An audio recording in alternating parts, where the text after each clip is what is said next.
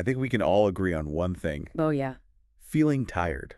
Absolutely. Seriously, who isn't tired these days? Right. You actually sent in a request asking us to explore the WHY behind this fatigue. Okay. So we're going on a deep dive into the science of exhaustion. Makes sense. And, it's more complex than you might think. Yeah. It's not just about, burning the candle at both ends or anything like that. Okay. We've got research, personal anecdotes, Uh-huh. and even some surprising culprits. Oh, I love a good mystery. Yeah.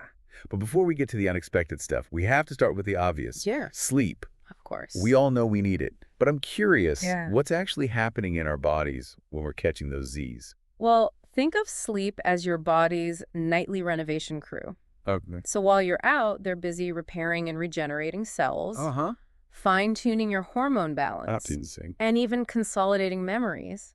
Hmm. So it's not just rest, All it's right. active rejuvenation. That makes so much sense. Yeah.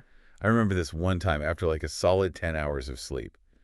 I woke up feeling like I could run a marathon Wow. and write a novel before lunch. That's amazing. But after a bad night, forget it. I'm basically a zombie by morning. Exactly. Yeah. And that just highlights the importance of sleep quality, Okay. not just quantity. Right. So tossing and turning or dealing with insomnia means you're missing out on those restorative phases, even if you're technically in bed for 8 hours. So insomnia is more than just frustrating. Yeah. It's actually preventing our bodies from doing essential repair work. Exactly. No wonder we feel exhausted. Yeah. Okay, so the causes of insomnia are surprisingly diverse, right? Oh, absolutely. Ranging from hormonal shifts during menopause Yeah. to underlying medical conditions, stress, and even things like your bedroom temperature. All sorts of things. Wow, I hadn't considered some of those. Yeah. Okay, so let's say we are getting enough sleep, quality sleep, Mm-hmm. but we're still dragging ourselves through the day. Okay. What else could be going on? Well, that's where it gets really interesting. Okay. One often overlooked culprit is nutrient deficiencies. Oh, really? Yeah. So even if I'm clocking my 8 hours, Mm-hmm. I could be tired because I'm not getting enough, what, iron? That's a classic one for sure. Vitamin C. Yeah. Those are the usual suspects, but there are others that might surprise you. Okay, like what? Well, for example, did you know that even a slight magnesium deficiency can make your cells less efficient at producing energy? Huh? Interesting. And B vitamins are crucial for converting food into fuel. So if you're low on those, you're basically running your engine on fumes. Wow, that's fascinating. Yeah. So is everyone with fatigue deficient in something? Not necessarily. Should we all be rushing out to get our levels tested? Probably not. It's always best to consult with a healthcare professional before jumping into testing. Okay, Fatigue can be a complex puzzle. right. And sometimes the missing piece isn't a vitamin deficiency, but a hidden medical condition. A doctor can help connect the dots Okay. and make sure you're getting the right treatment. That makes sense. Yeah. It's like treating the symptom, not the cause. Exactly. If you just load up on supplements without understanding the full picture. Exactly. Okay, now, even if your sleep and nutrient levels are in check, there's another major energy thief lurking in the shadows. Stress. Oh, yeah. Stress, the silent killer. Ugh, stress, everyone knows it's bad for us. Right. But I'm curious about the mechanics of it. Okay. How does stress literally drain our energy reserves? Well, picture this. Chronic stress puts your body into a constant state of fight or flight, Huh? flooding you with hormones like cortisol. Right. And over time, this can lead to something called exhaustion disorder, Yep. which is a state of emotional, physical, and mental depletion Wow. that goes beyond everyday tiredness. Yeah. And it can significantly impact your quality of life. Exhaustion disorder. Yeah, That sounds intense. it can be. Like your body is just waving a white flag after being on high alert for too long. That's a good way to put it. Yeah. And chronic stress also triggers changes in the brain and inflammation throughout the body, both of which contribute to those feelings of overwhelming fatigue. So basically, stress messes us up on a cellular level. Essentially, yes. Which is why managing stress is crucial for maintaining your energy levels. Okay. Whether it's exercise, meditation, spending time in nature, Right. or seeking professional help from a therapist, finding healthy coping mechanisms is key. It sounds like stress management isn't just for our mental well-being, Yeah. but for our physical energy too. Absolutely. Okay, so we've talked about lifestyle factors, Mm-hmm. but sometimes fatigue can signal something deeper going on, right? Yeah, for sure. Could it be an indication of an underlying medical condition? You're absolutely right. Okay. There are a number of medical conditions where fatigue is a common symptom. Mhm. Some, like sleep apnea and hypothyroidism, are relatively well known. Right, but I'm guessing there are some less obvious culprits too. There are Okay, like what? conditions like chronic fatigue syndrome, fibromyalgia, and even certain types of cancer can cause persistent and unexplained tiredness. Wow. Okay, so if someone's been feeling exhausted for a while and they can't figure out why, seeing a doctor is definitely the way to go.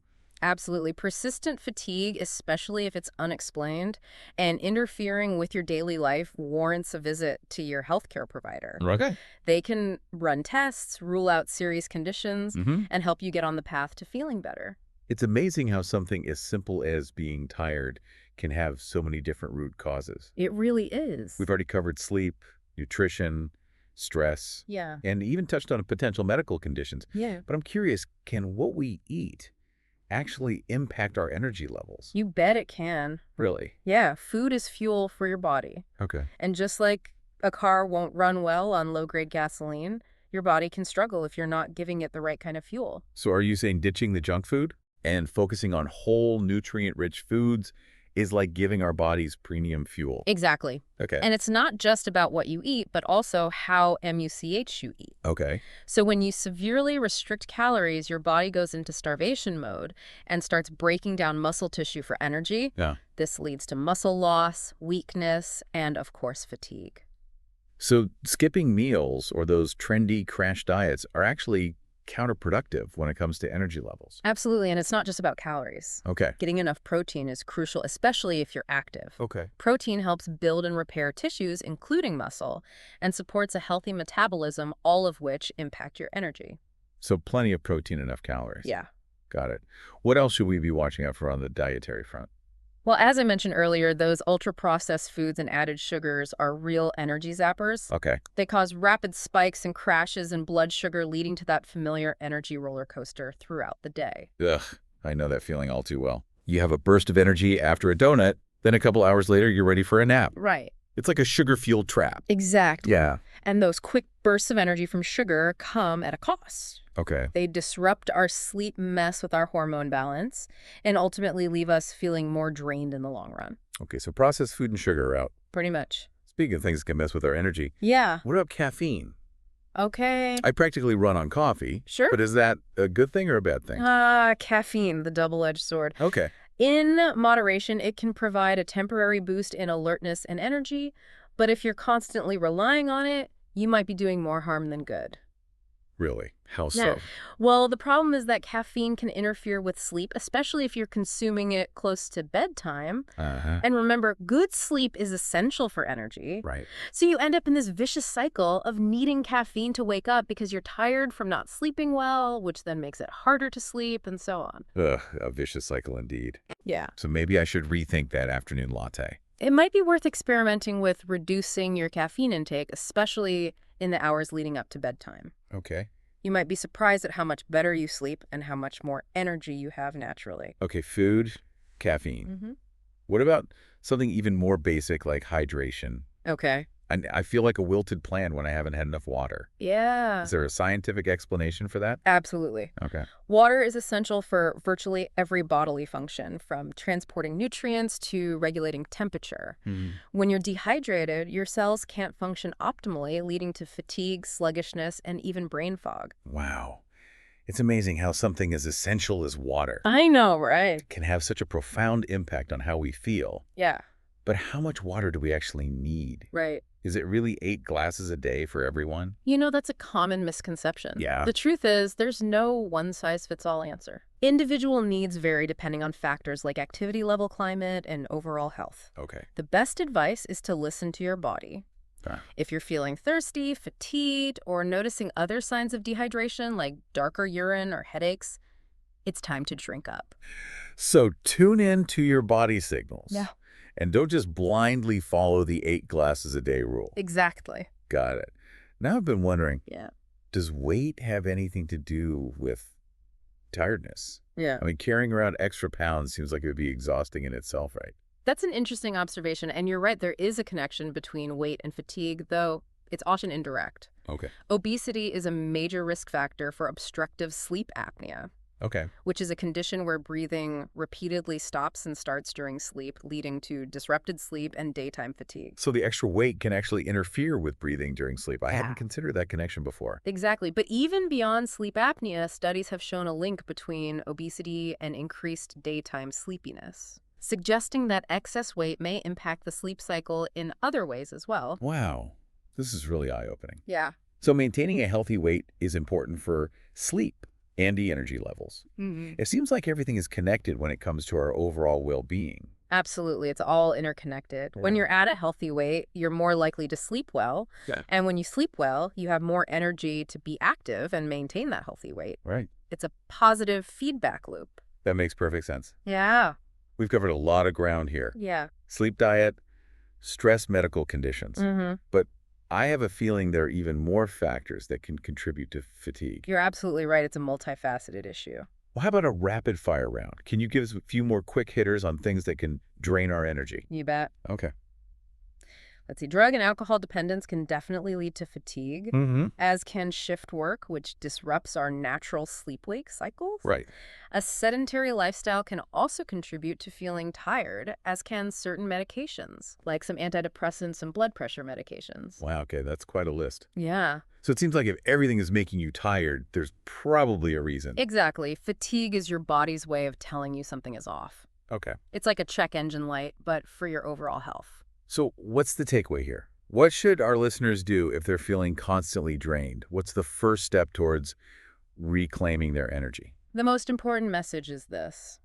Persistent fatigue is not normal. Yeah. It's a sign that something needs attention. Don't ignore it. It's like our bodies are sending us a memo Yeah. saying, hey, something's not right here. Let's investigate. Exactly. Don't just brush it off as part of modern life. Okay. Start by taking a closer look at your lifestyle. Right. Are you getting enough quality sleep? Eating a balanced, nourishing diet? Managing stress effectively? Those are such great starting points. And if you've addressed those lifestyle factors but are still struggling with fatigue, it's definitely a time to see a doctor. Absolutely. They can help rule out any underlying medical conditions and work with you to develop a personalized plan for boosting your energy levels. This has been so insightful. It sounds like we need to start treating our energy levels as a valuable indicator of our overall well-being. Precisely. Think of your energy as a barometer. Okay. If it's consistently low, that's a sign something needs to change. Listen to your body. Yeah. It's usually trying to tell you something. I love that analogy. Yeah, So to wrap things up, fatigue is a really common problem, it is. but it's not something we just have to live with. There are solutions out there. Exactly. There are so many things we can do to address it, from simple lifestyle changes to seeking professional help when needed. Right. And remember, everyone's different. Right. What works for one person might not work for another. That's such an important point. Yeah. It's all about finding what works best for you. Exactly. Experiment, be patient, and listen to your body's cues. Couldn't agree more. It's a journey of self-discovery, and the rewards are worth the effort. Imagine waking up every morning feeling refreshed, energized, and ready to tackle the day. That sounds amazing. We've covered a ton of ground today, and I hope our listeners are feeling empowered to tackle their own fatigue. Yeah. Maybe even start a sleep journal, Sure. experiment with some dietary changes, or finally book that appointment with their doctor. Small steps can lead to big changes. Yeah. Sometimes just becoming aware of these potential culprits is enough to spark positive change. Absolutely. And hey, if you're feeling inspired to dive deeper into any of these topics, we'll be sure to include some helpful resources in the show notes. Always happy to provide more information. Knowledge is power, especially when it comes to our health. Well said. Thank you.